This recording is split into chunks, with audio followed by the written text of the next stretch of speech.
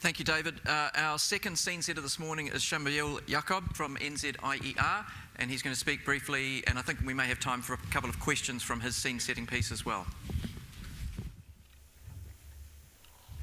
Thanks very much. It's a pleasure to be here today.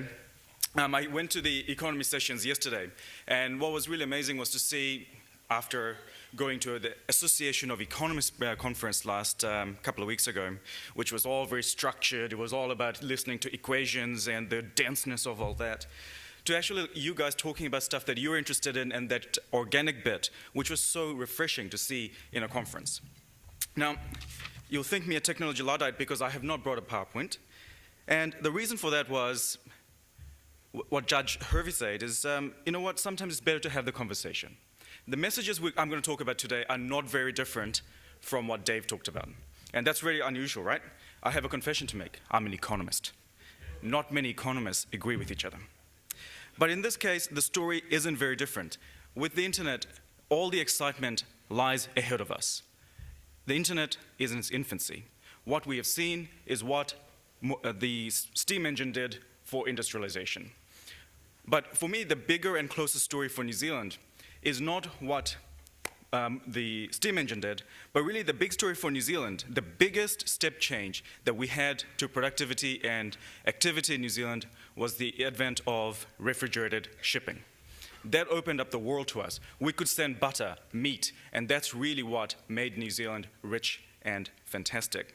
And the fact of the matter is, the internet is doing exactly that. It is opening up new vistas and new markets, not only in terms of new customers, but our ability to collaborate and work in a truly global economy. Now, the fact of the matter is, because I'm an economist, we're not going to talk about the social impacts. Now, my feeling is that the social implications of the internet are going to be hugely positive, and we haven't even begun to think of them in the ways that they will affect our lives.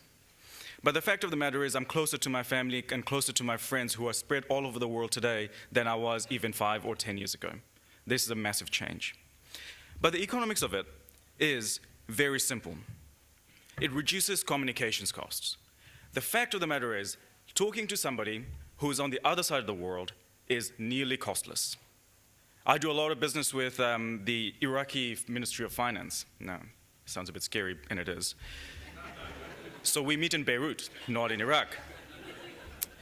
So we do this incredible network of Skype calls, which is all free.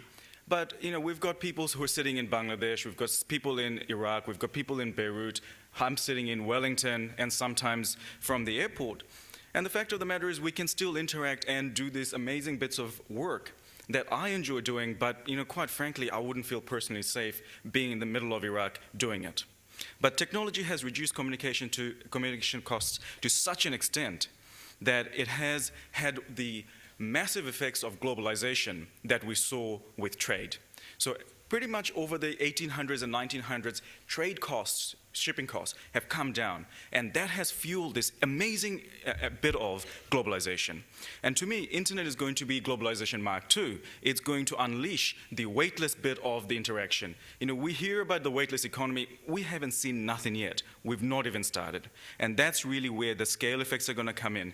The cost of communication is coming down. We're networking more. We're connected to each other much better, not only in terms of complements, but also in terms of competition. And competition is good.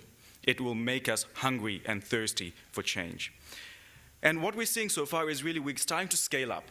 In New Zealand, we've got a whole bunch of companies that are doing some really amazing things, and it's been really great to meet some of you who've been doing really cool stuff. But the fact of the matter is, we don't know what the disruptive change is going to be like. By definition, it is going to be disruptive. It is unknowable. But the way I think about it is, the benefits of the internet is going to be like having roads. Can you imagine your world without roads? That's what the internet is. It's that infrastructure that's there. I cannot imagine a world that's in 50 years' time that doesn't have infrastructure that enables the connections between people across communities much, much stronger and much deeper. Now, my sort of big message from here is that for New Zealand, the internet must be the opportunity that gets us closer to the world. We are small, we're in the middle of nowhere, and we are incredibly innovative. There is no reason why we can't be members of the global community where we're successful and rich, and we can do it by still doing by still retaining our way of life. And what I mean by that is, New Zealand has all the ingredients of a successful country. We're just not as rich as we should be. And part of it is because we're small and far away, and the internet can reduce that gap. But for that to happen, there needs to be some enabling things to take place. And this is what Judge Harvey was talking about, which was really important, is that we need to have legislation and institutions that allow the internet, that allows the new economy to flourish. The fact of the matter is, our way of thinking, our way of legislation is still very mercantile. We're not in a weightless economy. We're not future-proofed where the New Zealand economy is headed. And for one example is how we trade across our borders. The customs system, where you collect GST, all of these things are very cumbersome and not really helpful in terms of how we are changing and we are trading now. So really the big issues, the big stories that we saw from the internet was very much around the economic impacts are going to be very big, but we don't know how big they are. Mainly because I think we've only seen the tip of the iceberg. We've seen the investment in the infrastructure. We've started to use it. But the fact of the matter is the change that we're going to see in the global economy and in the New Zealand economy is going to be transformative. And by definition, that's very hard to forecast. But within this disruptive change, New Zealand has to be participatory of that. And we need to have the legislation and the institutions that are right. But at the same time, it also means that we need to do a lot of our other things, the basic things, well too. We need to have good education. We need to have safe communities and all those other bits and pieces. So the way of life doesn't change. And I suspect when Russell Norman comes and talks about it, it'll be great to hear the political response to the structures and the institutions that will enable New Zealand to go forward and to capture the potential that is clearly there with the internet. Thank you.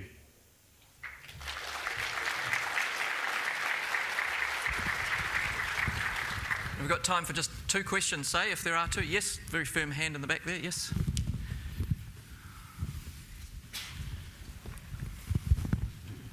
Yeah, it's obviously very important to sort of have an idea of values of technologies like the internet.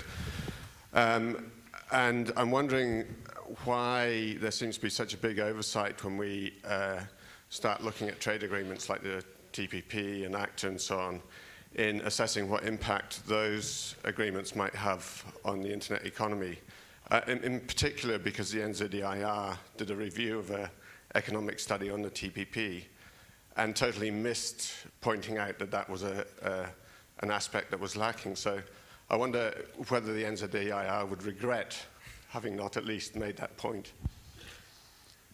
Yeah, I think what David was talking about before is that the services side of the economy in general, not just the internet side, is very difficult to measure.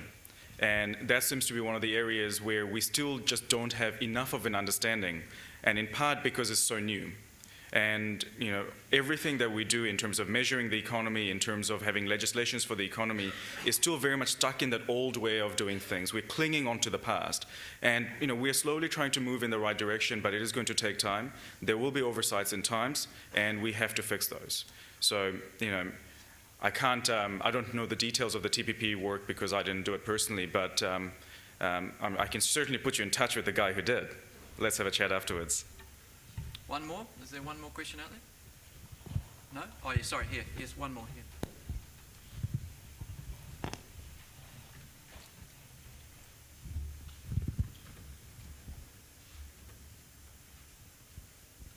Thank you. The point has been made that the internet tends to create monopolies, like Trade Me, which inhibit competition, and we don't get the competitive marketplace. Have you any comments in that direction? I think there's 2 aspects there. There is one, that kind of trading post idea. Even with, let's say, a neighborhood market, you need somebody to step up and create the market, and then you've got people who come there to trade. So you get the buyers and sellers. And I think with the internet, what we're seeing is there is a monopolization mainly within the aspects of the trading post, where the people who are investing to create the trading post. By definition, these things require an investment. And there is that path dependency of the first mover or the best provider will have the strongest market share. It's hard to argue that, for example, TradeMe is being abusive in its position. So the question is the net benefit positive? And I would suggest that so far what we've seen with a lot of these things is that the net impact of creating these new marketplaces has been positive. But this is areas that I think Judge Harvey was talking about before, is we don't know how to deal with this yet. We kind of have these backward-looking ideas of how to deal with markets, and that's what legislation has to look at in the future. If we see anti-competitive behavior, if we see innovation being stifled, then we need to have legislation that responds to it. But so far, I think my experience and our understanding of the internet economy is still working pretty well, and the net impacts have been very positive. Thank you. Thank you, Sham. Thanks.